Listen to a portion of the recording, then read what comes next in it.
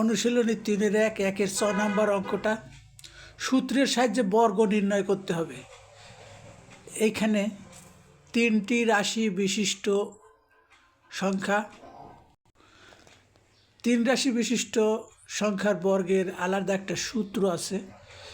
a + b + c whole square equal to a square + b square + c square plus 2ab + 2bc + 2ca। আমরা এখানে এই সূত্রটা প্রয়োগ করে 6 নম্বর অঙ্কটা করার চেষ্টা করব। ডান পাশে প্রদর্শিত সূত্রের অনুকরণে আমরা এই অঙ্কটা করব।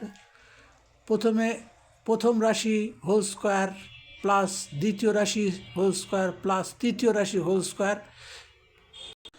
মাইনাস যুক্ত কোনো রাশিকে স্কোয়ার করলে সে স্কোয়ার থাকে না, কিন্তু মাইনাস ছাড়া যে রাশিগুলি আছে, এখন 2ab, আমরা যে রাশিগুলি ঋণাত্মক আছে বা মাইনাস আছে সেগুলিকে মাইনাস গণ্য করব।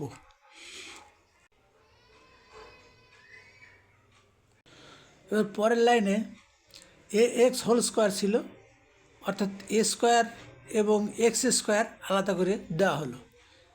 অনুরূপভাবে by এবং cz একই প্রক্রিয়ায় করতে হবে।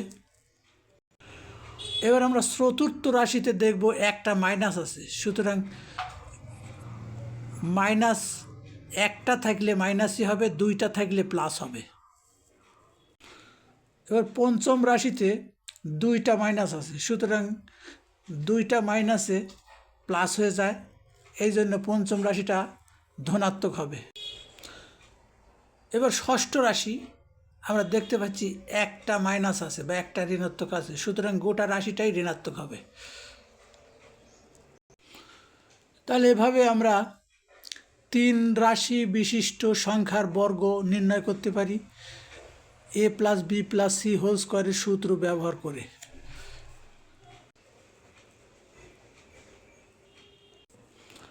এবার আমরা বর্গের জ নাম্বার অঙ্কটা দেখব। 1007 এর বর্গ নির্ণয় করতে হবে।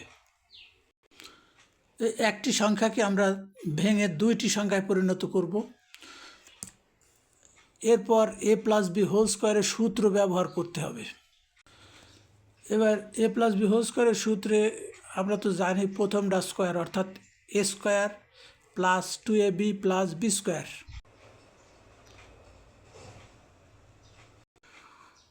আমরা দেখতে পাচ্ছি 1000-এর উপর বর্গ। আমরা জানি এই ধরনের সংখ্যার উপর বর্গ থাকলে শূন্য সংখ্যার ডবল হবে, অর্থাৎ 3টি আছে, এবার 6টা হবে। এরপর প্লাস দিয়ে 7 এবং 2 গুণ করলে 14,